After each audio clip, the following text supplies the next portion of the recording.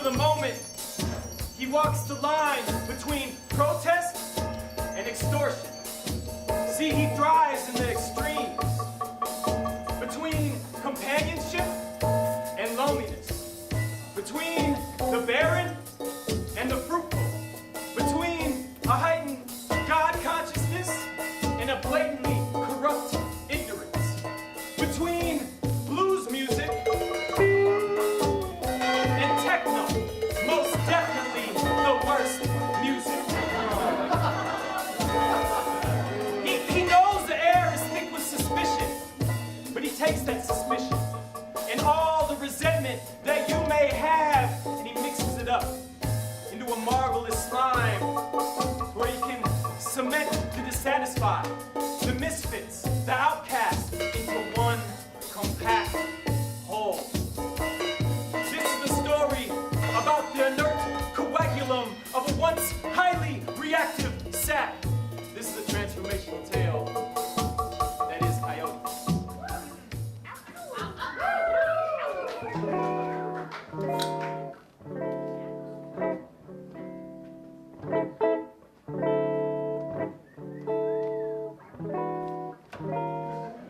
What's up, y'all? Ah, that was kind of a heavy introduction, wouldn't you say? Oh, let's see what we got here. Let's see what we got. Oh, there's a lot of smiling faces. Diverse.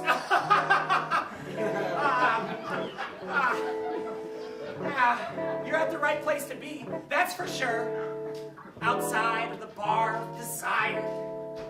In fact, why don't y'all join me into the jubilance so we can feed off the concentrated diet of delight. See, in the bar of desire, we are all one. And you know what else? This little thing?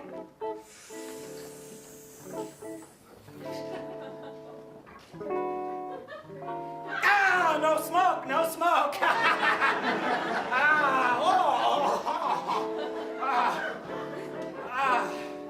Anyone got a drink? I'm just trying to get my senses fully engaged with reality. Trying to get to know the language of intercourse so I can intercourse with you all. Orgy. More metaphorically.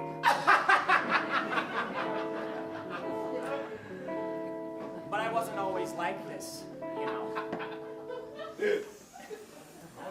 Yes. I once used to be normal. In the most disgusting, violent sense of that word. Normal. Yeah, grew up in a nice suburban neighborhood. Jilly, Joan, John, Jim, Jones, Jill, all good friends of mine. Went to a good school too, you know. Went to a great school. I was a rebel, kind of. I mean, I hung out with some pretty cool crust punks. I mean, we didn't say that we were cool, but we felt it. Fully. Yeah, you know what? And afterwards, they assembled me well in that assembly line. Believe me, they assembled me well. And afterwards, I got a good job. Yes, a good job. Isn't that right? Micah? Job. Pay attention! Worked my fucking brains off for that job, too. But I went in with class. You know, I was a good guy. I told the jokes, but I was always trying to overcome my class with class. That's a punchline. And you know what? I started stacking papes. Oh, best believe me. Papes, cookies, papes, cookies, cream on the cookies, cream for the cookies, cream for the cookies. Yeah, I worked hard. I worked hard as anybody, but you know, after a while, started to look around me, and I realized I was just a stone head amongst a bunch of other stoneheads. Huh? Any of you? And you know what? I felt kind of crazy. This thing called freedom, the American dream, made me compete with everybody, and I felt mad, like I was in a straitjacket of social class.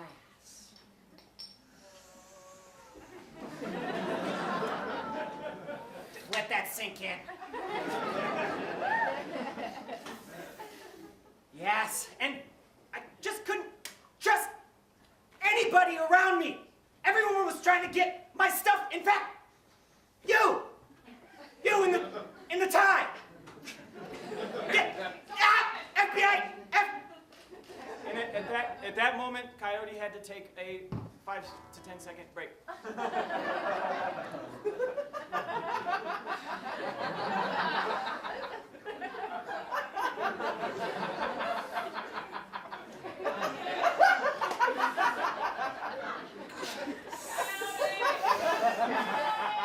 One, two.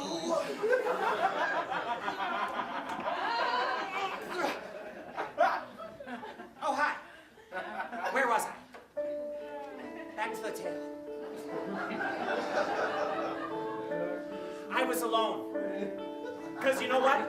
I had a craving. Not a craving like a craving for apple pie, but a craving to be different. Not among the common run of humanity. But I didn't want to be myself anymore, that's for sure. I didn't want to be Coyote. But in order to find a new self, I needed to read. Delve deeper into self.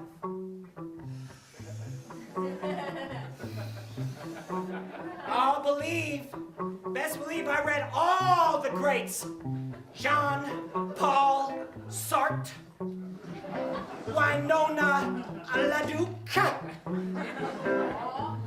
James Baldwin, Angela Davis, and dare I say, Karl Marx? That's right. And I started also to experiment with different modes of being. You know, I started to privy the jazz clubs, you know, and I started, there were singers there, they sung like this.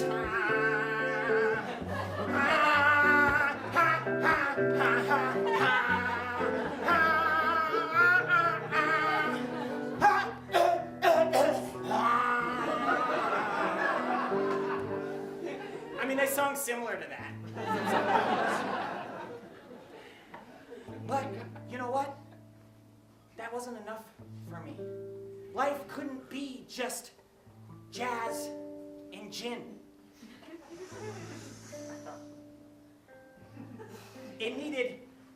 I needed something more. I needed a cause for the future. I was still maladjusted. But as they say, the maladjusted have eyes for the seeds of change.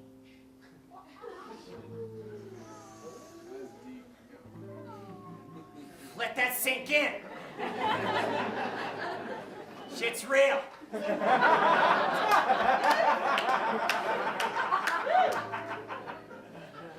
And you know what? My calling came. There they were.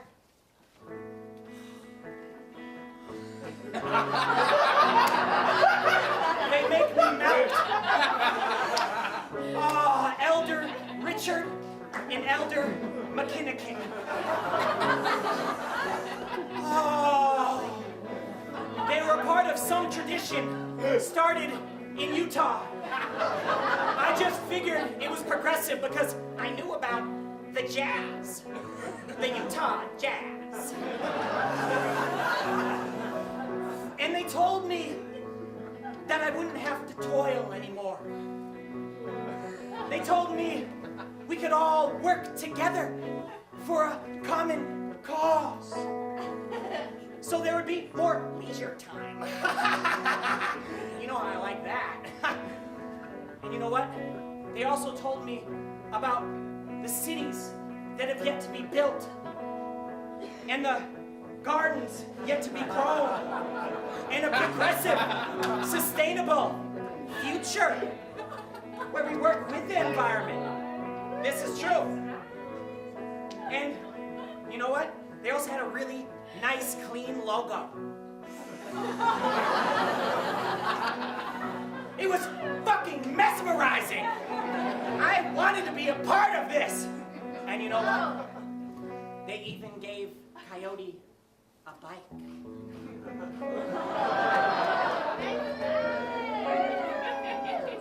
I was happy about that. Ah! And I rose in the ranks. Believe me, I put in the hard work. I went to all the parades. I handed out all the pamphlets. I waved that fucking flag for 2 fucking years. I even quit smoking. It's true. Not now.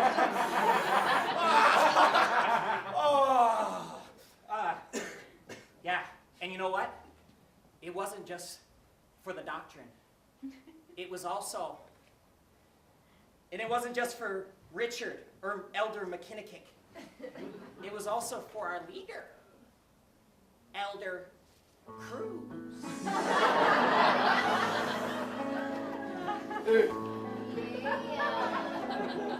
Look at him.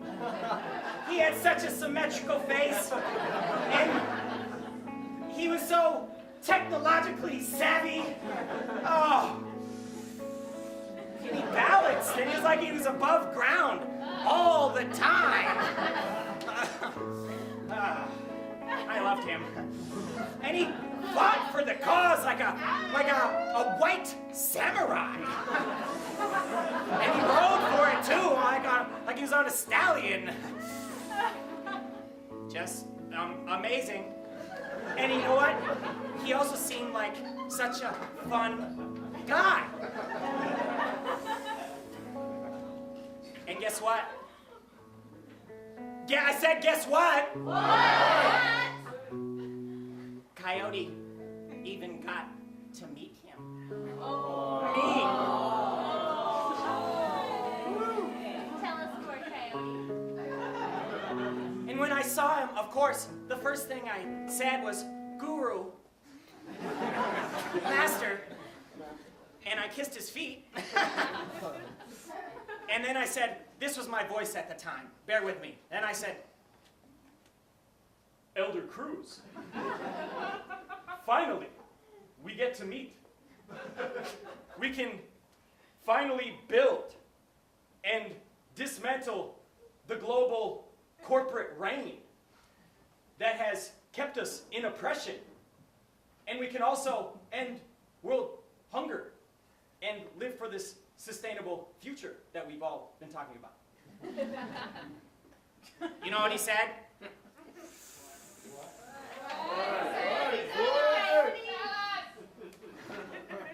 Holy shit, man! You really bought into this shit, didn't you?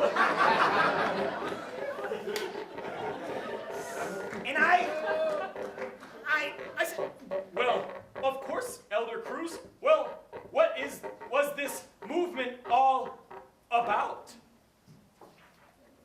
you know what he said?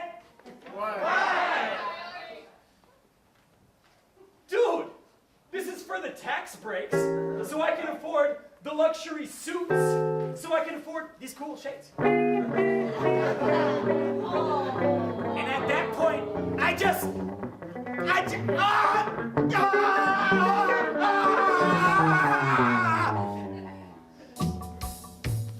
Coyote doesn't remember what happened. He blanked out. Some say he punched Elder Cruz in the face. Others say he left, disgruntled. But one thing we do know, something snapped in Coyote's mind where he was never the same. He plunged outside of history into the void of faceless faces and soundless voices. Without definition, like a transitory bird of migration outside of classification. Yes, he was no longer definable like an invisible man. Because Coyote didn't want to be a part of a cause. He didn't want a leader. He didn't even want to be a hero. Coyote was now the trickster.